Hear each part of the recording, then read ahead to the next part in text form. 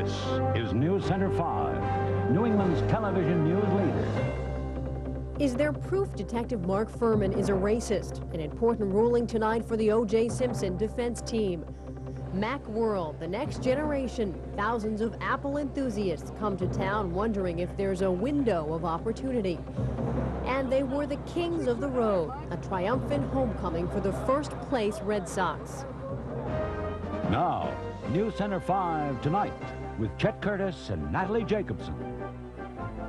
Good evening and welcome to this delayed edition of NewsCenter 5. I'm Brian Leary. Chet and Natalie have the night off. And I'm Heather Kahn. The Simpson defense calls it an act of God, a witness who may now come forward with evidence that L.A. Detective Mark Furman lied to the jury. A North Carolina appeals court made the ruling today, which could lead to the jury hearing audio tapes in which Furman allegedly makes racist remarks. But questions remain about the woman who made those tapes. Also today, prosecutors try to undo the damage caused by a defense DNA expert. Jerry Giordano reports from Los Angeles. An appeals court in North Carolina ruled screenwriter Laura Hart McKinney not only has to testify in the Simpson case, but also has to release tapes and transcripts made during an interview with Detective Mark Furman. The defense plans to use this to impeach Furman, who testified he had not used a certain racial slur in the past 10 years. Johnny Cochran called it the most important ruling in the case so far. It's his voice. I've heard his voice. It's statements that directly impeach what he says. It also goes to implicating people falsely and that sort of thing. So these are the kind of things we'll be looking at. Now, I think that's very relevant from the standpoint of impeachment. Meantime, defense DNA expert Dr. John Gerdes wrapped up his testimony and seemed to waver on his assessment of the DNA test results. Isn't it in fact the case that if there's an RFLP match on a sample, in your opinion, that validates the PCR result on that sample? It can. Haven't you previously testified that it does? I probably have in the past, yes. Still, Gerdes held firm his assertions that no matter how many labs did the DNA testing, it wouldn't matter because evidence was tainted from the very beginning. Does the reliability of a PCR-based technique depend on the standards and the quality of the lab that's using the technique? Absolutely. Then the defense attempted to water down the mind-boggling odds that point the finger at O.J. Simpson. A professor of statistics from Berkeley told the court the numbers given by the prosecution are overblown because analysts did not factor in an error rate. That statistician, meantime, will be back on the witness stand when testimony resumes here Tuesday morning. I'm Jerry Giordano reporting in Los Angeles for ABC News. And a defense lawyer in the Oklahoma bombing case tonight says there's been a major development which could help his client. Investigators today confirmed that they have found a leg at the bomb site which has not been matched to any of the known victims of the bombing. The attorney for suspect Timothy McVeigh says the discovery raises the possibility that the person responsible for bombing the Oklahoma Federal Building died in the blast. And we think that it may be significant. There may be some innocent explanation for it, but it hasn't surfaced yet. The medical examiner is now looking at DNA tests and re-examining its records to determine if the leg belonged to one of the known victims. It's expected that McVeigh and fellow suspect Terry Nichols will be indicted by the end of the week. In Melrose today, hundreds gathered to pay final respects to 4 members of a single family. 3 generations had to say goodbye to cherished friends killed in a fiery highway crash last week. NewsCenter 5's Amalia Beretta reports the mourners are turning to faith in their search for answers. In Melrose, a morning of haunting processions, 4 black hearses, 4 mahogany caskets, and the echoing footsteps of a family dealing with unimaginable grief. They're all close. It's a very close family. With his remaining daughter, Stephanie, at his side, Stephen Picardo said goodbye to his wife, his daughter, his mother-in-law, and his nephew, all killed in last week's fiery crash in Londonderry, New Hampshire, their car rear-ended by a dump truck on Interstate 93. Eulogized today were 77-year-old Kathleen Sullivan, her daughter, 46-year-old Patricia Picardo, Patricia's daughter, 12-year-old Amanda Picardo, and her cousin, 11-year-old Colin Wanch, who was visiting from California. Many who came to St. Mary's Church today were children, friends of Amanda's who won't soon forget her. She was the first altar girl, and I remember I was here the first time, and she was just smiling, and that's all she ever did was smile. She was just the happiest girl. But now there is a massive hole in the Picardo family, and in the aftermath of last week's accident, Kathleen Wanch is experiencing a unique kind of sorrow. She survived the crash that killed her son, saved from the burning wreckage by a group of truck drivers who pulled her out. In the absence of answers about why such a terrible tragedy had to happen, people here turned of necessity to their faith. We are a people of hope, and we are a people of faith. And if there is any time in our life when perhaps the words take on greater meaning, are the words that we recite so often that tell us that we are a people who walk by faith and not by sight. Amalia Barreda, NewsCenter 5 Tonight. Hoping to find the missing link to last month's T crash on the Green Line, NTSB investigators are returning to Boston tomorrow. Sources tell NewsCenter 5 they will be conducting several interviews, including the crucial one with trolley driver Elizabeth Gabrielle. She was at the controls when her train slammed into another car at Copley Station, injuring 35 people. The train says the T was traveling faster than the posted speed limit. Since the accident, Gabrielle has been unable to speak because of a broken jaw. Sources say she's now at home, able and willing to be interviewed by authorities. A legislative committee on Beacon Hill today took the first step to close loopholes in the state's drunk driving laws. Lawmakers approved a proposal requiring police officers to obtain blood alcohol and drug tests for all drivers involved in car crashes causing serious injury.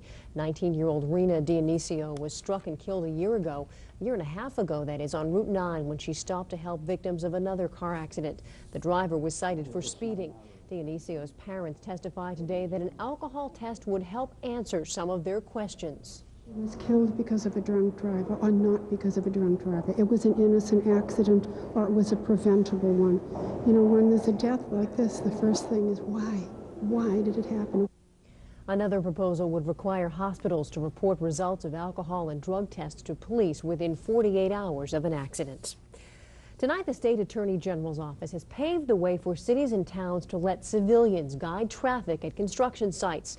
Attorney General Scott Harshbarger upheld a local bylaw approved by the town of Halifax to allow civilian flaggers at construction sites instead of police officers.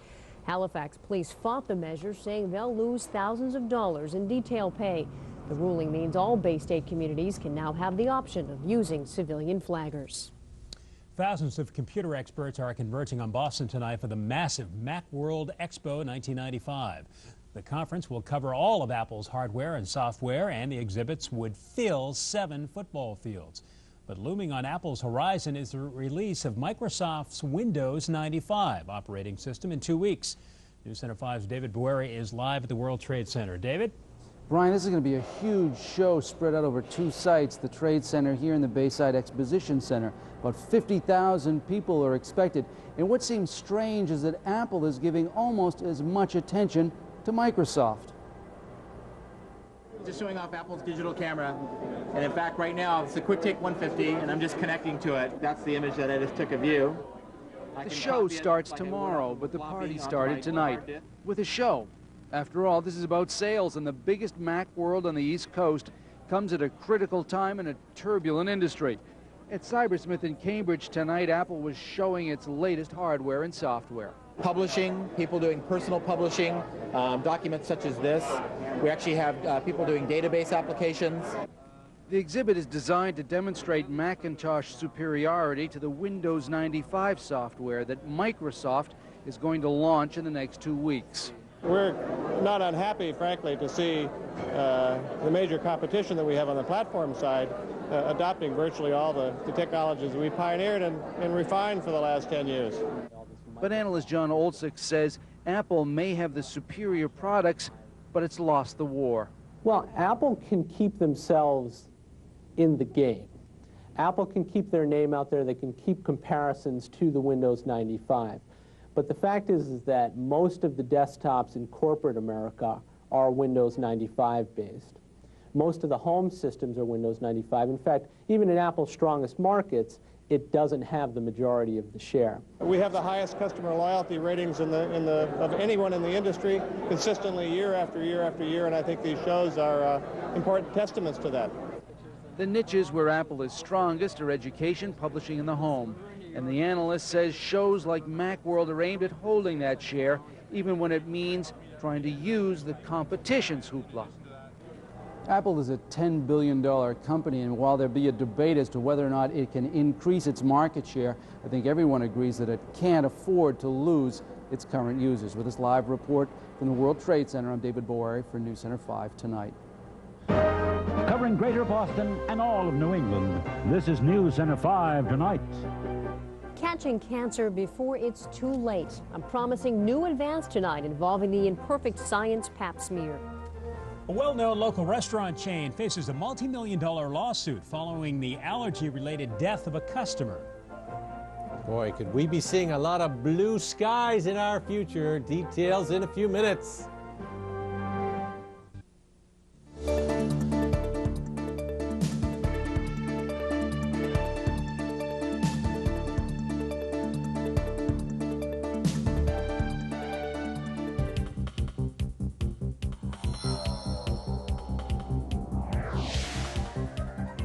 Good evening, everyone. I'm Kristen Daly, and welcome back to Lottery Live on Channel 5. Well, it's Monday once again, and that means Mass Cash. Mass Cash is your best chance at winning $100,000. All you have to do is match these next 5 numbers. Let's take a look and see how you did tonight. Our first number down is number 20, and that's followed by number 22. Next out is number 10. If you've got these 3 numbers, you're on your way to Mass Cash. Our next number is 2, and the final number this evening is 7. Once again, the winning Mass Cash number for August 7th is 2, 7, 10, 20, and 22. Don't forget, I'll be back in just a few seconds with a lottery update, so stick around and we'll see you in just a few minutes. Covering Greater Boston and all of New England, Chet Curtis, Natalie Jacobson, meteorologist Dick Albert with weather, and Mike Lynch with tonight's sports. Now, NewsCenter 5 Tonight continues. A New Hampshire family is suing a popular restaurant chain tonight for what it calls a fatal mistake. 31-year-old Janet Walker ate at Bertucci's restaurant in Salem, New Hampshire last year. Walker had severe food allergies. Her mother says she asked if there were nuts in the sandwich she ordered, and the waitress said no, but there were nuts in the sandwich. When Walker finished eating, her tongue reportedly began to swell. She was rushed to the hospital, where she died a week later. Death that could have been avoided. Bertucci's apparently made a conscious decision not to inform the public of the ingredients of their pesto sauce. Had they done so by simply putting on the menu that it contained nuts, Janet Walker would be alive today. Bertucci's has denied any wrongdoing. On the Health Beat tonight, a significant advance in detecting cervical cancer. Currently, pap smears are the standard test of detection, but too often these tests are misread, and women who have the potentially deadly cancer find out after it's too late. In Washington today, preliminary approval of a new and far more accurate procedure. The failure rate for pap smears is shocking. According to the National Cancer Institute, the test fails to detect 1 in every 5 cases of cervical cancer. Errors hit close to home in 1993 when Rhode Island's Newport Hospital admitted misreading thousands of pap smear tests. The misdiagnosis cost one woman her life. The new test, called PapNet, gives doctors a way to double-check the accuracy of a pap smear, significantly increasing the chances that cervical cancer will be caught early when it is easily cured. This is a very exciting step forward. It will unquestionably improve the quality of pap smear reading in the country. The pap smear is a simple test. A doctor collects cells from the cervix, then sends them to a lab where specially trained technicians look for abnormalities. The new technology, the PapNet test, uses a computer to re-examine those cells. The company that makes the test says it is 97% effective in finding abnormalities. This will help detect that cancer early so it can be treated, usually as a simple outpatient procedure. Now, if the FDA gives final approval of this new device, it will be the first new test for detecting cervical cancer in 40 years. Dick Albert's in next with a look at the weather today. Just about perfect. But what will tomorrow bring? Later, emotional debate begins on the Senate floor as lawmakers discuss how best to reform the welfare system. And go get the brooms. The Red Sox attempt a sweep at Sky Dome.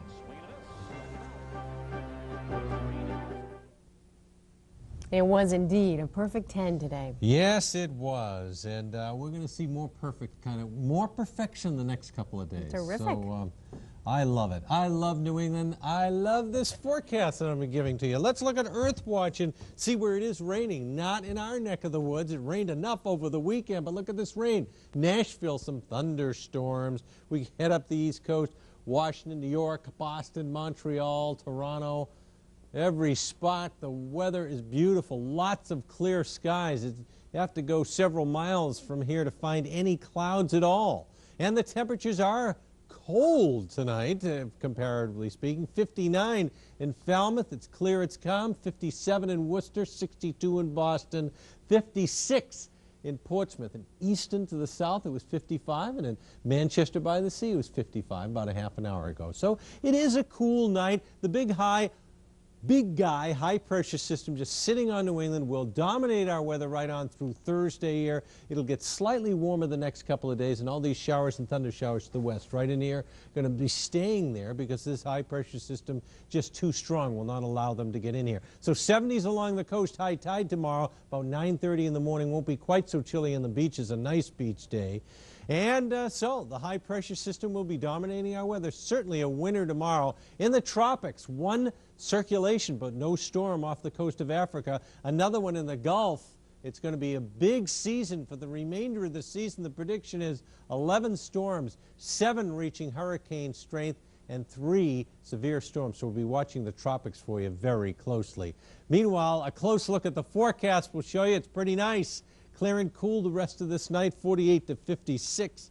And then tomorrow after that chilly start, sunny and beautiful in the afternoon, 75 in the coast, low 80s inland, light easterly breezes. Tomorrow night, clear and calm, 50 to 60. And Wednesday, a little warmer, mostly sunny and very pleasant, 80 to 86. Should be a pleasant day on Thursday. I think it's going to stay mostly dry Friday and Saturday, temperatures in the mid to high 80s. Just a chance of a brief shower or thunder shower. Everybody's in a good mood today, including you. Yes, my goodness. absolutely. Thanks, Dick. All right, Dick. When we come back, tempers flare as the White House, or the House rather, begins its hearings on Whitewater. With the White House, its target.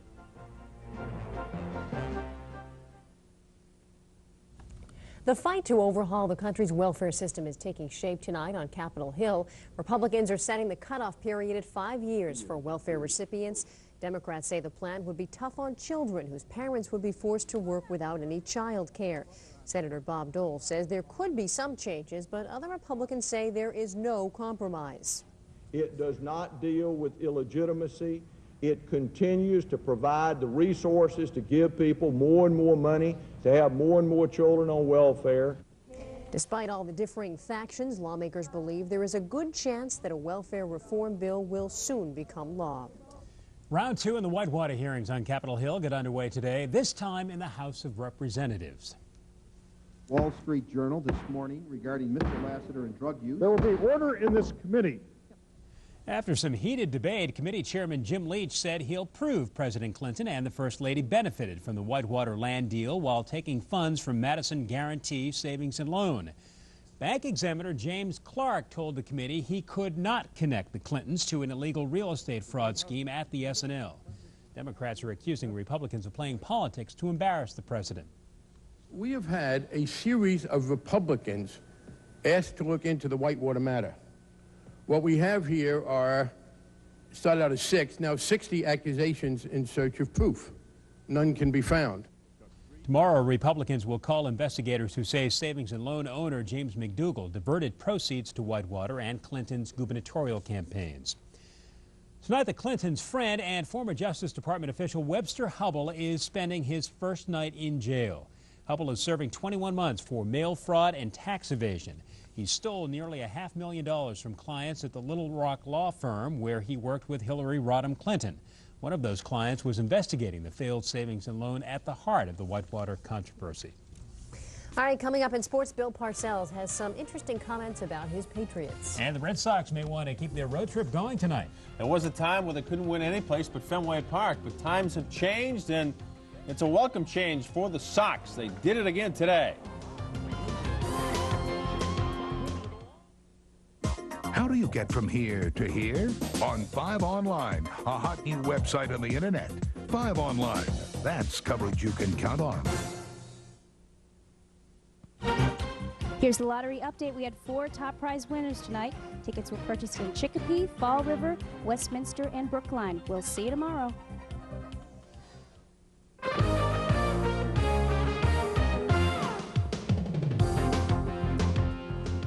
Well, the Red Sox are back home tonight, but they're probably just as happy to have the bus driver cruise right past Fenway Park. They won again today. They finished the road trip at 8-2. They are road scholars once again.